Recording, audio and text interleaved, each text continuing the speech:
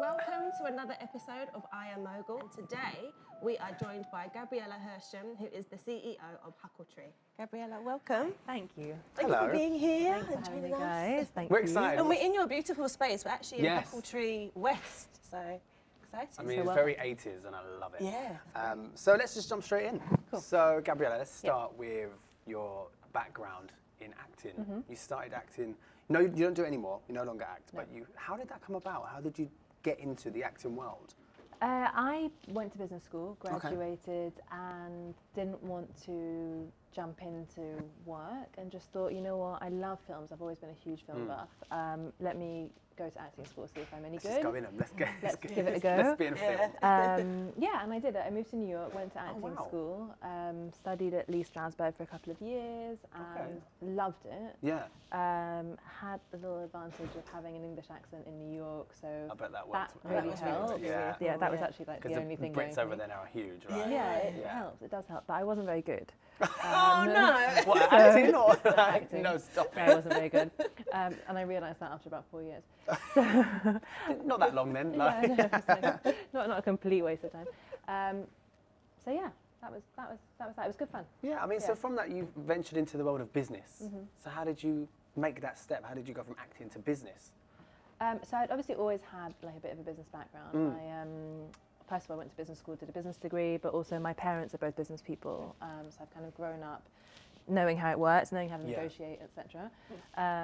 So it wasn't like, you know, I had no idea kind of how to start. And then actually when I was acting, I was also producing films, and the production company that I was with, we were actually based out of a shared workspace in New York, and I just thought, it was the first time I'd seen the idea, and I thought, I love it, so cool, you get to meet such amazing people. Yeah. And otherwise we'd be kind of working in our own little office or like at home or whatever. I just thought it was such a good idea, and it wasn't really a thing in London yet, so I thought, I am going to move back to London. And I'm going to do I am this. going to do this. Yeah. And you've done it. And I've done it, yeah. I mean, I guess just talking a bit about your parents, Yeah. especially your father is really well known for being very successful. Yeah. So what kind of words of wisdom did he give you when you said, look, I've got this idea, I want to get into business? What advice did he give you that really helped? Yeah, I mean, look, both my parents and my brother and my husband, they've all been so, you know, incredible and have always been so supportive of me. But I think with my dad, first of all, he was super happy because it's property and he's in property. And I don't really see Huckletree in our world as property. I see it as tech, I see it as community building, I see it as programming, but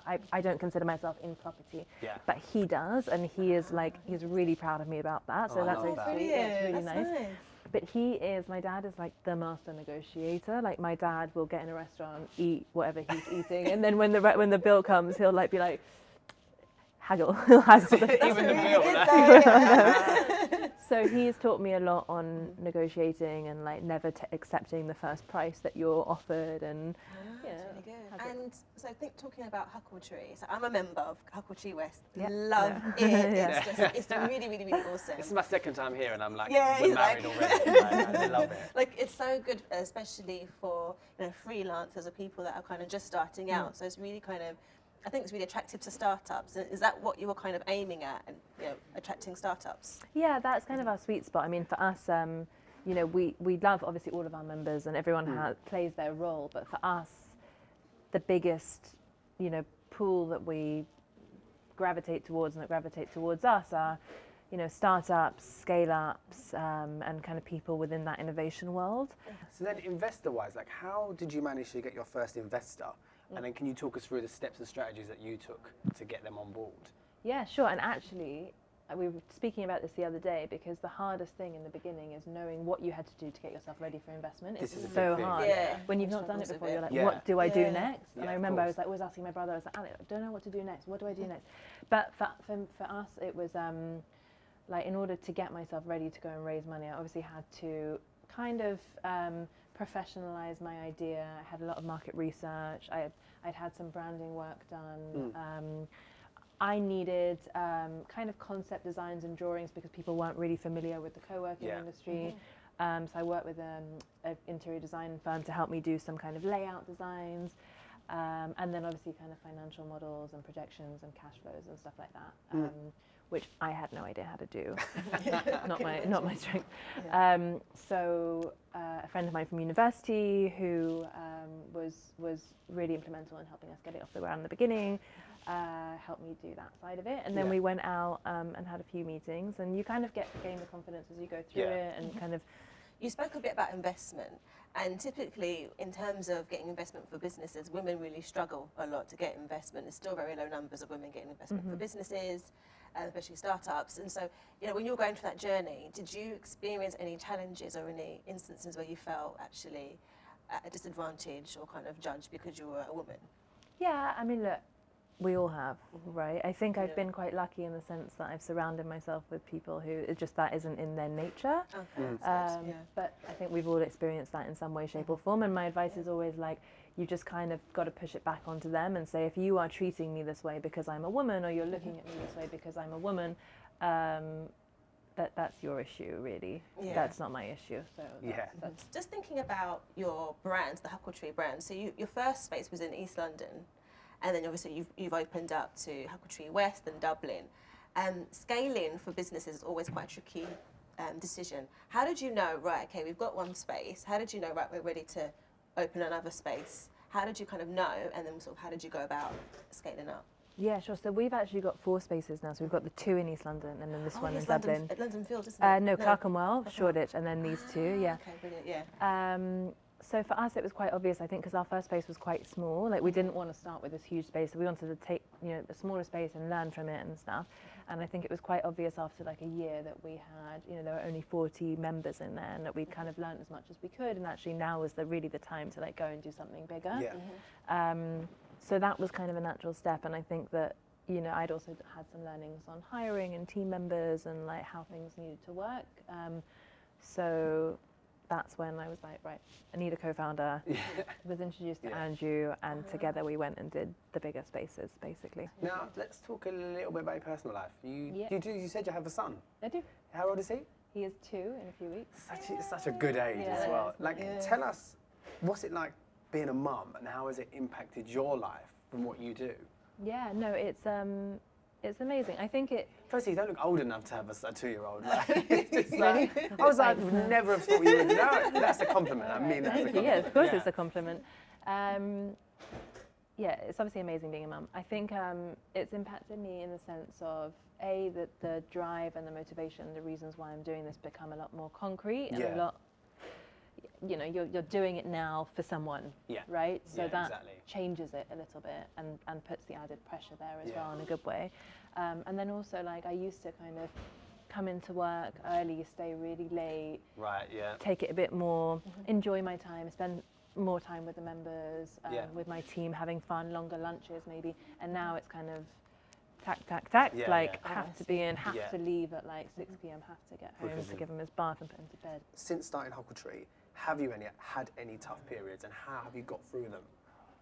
Look, yes, obviously we have, but I think I'd like to talk more about like a tough personal period. Yeah, that's right. There are always tough periods with business, right? Always, highs and lows, and it is what it is. But actually, like, I recently went through a very tough personal period where I had some health problems and I had an operation, and the whole year was pretty tough actually. 2017, not my year, thanks.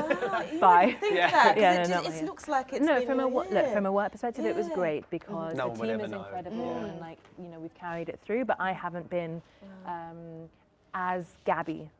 You know, I wasn't myself. Yeah, of course. And it was really, really hard. And it is hard. And I think just being open with my team about what I'm going through. That was a big thing. Was a big thing. And knowing that, you know, when I haven't been able to be there as much as I normally would, just knowing that they've got it covered, knowing that they understand, knowing that they don't see me not being as present as an excuse for them to slack off. Like, my team's just not like that at all. So I think that has been huge, and like me having that confidence in them has given me that understanding that I could take my time to get myself back to where I needed to be. So you didn't have to stress even more and make yourself worse. Exactly. And I guess we wanted to touch on your team. So, I mean, I've seen it firsthand as a member. Yeah. They are actually fantastic. You know, honestly, truly, they're just so energetic, and they're so helpful. As a member, so if there's anything that you've got any ideas or you kind of need any help, like, everyone's just so willing to help. Yeah. And it got me thinking that, you know, because I have a business as well, it's obviously as a member, you know, one of the toughest things for a lot of people who have businesses, especially startups, is team, getting the right team, like hiring the best talent, especially when, if you're quite small and maybe you haven't necessarily got the big budgets or whatever in terms of trying to get, you know, motivate people. So how have you been able to, you know, hire a really good team and then keep them? Like, what are your secrets? What are your key points? Yeah, because you must have you've got the secrets. So like, I think it's always harder. It gets easier as the company gets bigger, because people know about you and apply more. It's kind of more inbound than you having to find the people, and B, it's, you know, as the company is bigger and when it's in a really exciting stage of growth, it is exciting, and people, you know, want to be one of those. It's already a proven product, but people still are early enough to be able to kind of get the benefits from it. So I think that's the first thing I learned really early on, that the first few hires are hard, because also, you know, you're looking for people who can do a lot of things in those first few hires, but then as you go down the line, people get more specialized and it becomes easier to identify the type of person that you need. But yeah, I think I'd like to say we've been really lucky, but actually I don't think it is luck. I think it's just, you know, a combination of having a really good existing team that can vouch for being part of the team, and also a little sneaky LinkedIn outreach here and there. Oh, really? Yeah, there's a secret there. Yeah. And finally, like, what does the future look like for Huckletree? So, what are your kind of Where do you go next? Yeah, where do we go next? Yeah, that's the big question for us. I think London is our home, so we're always going to want to do, you know, something in London, another building or two in London. Yeah, such good. Can't not be here. No, exactly. But I think also there's some amazing cities out there. I think we're thinking in terms of, like, you know, what is right for the Huckletree brand? Where do we go next? I mean, I'd love to go somewhere really hot. Huckletree that Australia. would be up there. Huckletree down under. Thank you so much Thanks, for being thank our you for guest having on me. I Am Thank Mogul. you. Thank I you. feel like we just come to your house and had a chat. I know, we have actually. I know, you have. Thank you so much. Thanks, guys. Thank you. Thank you.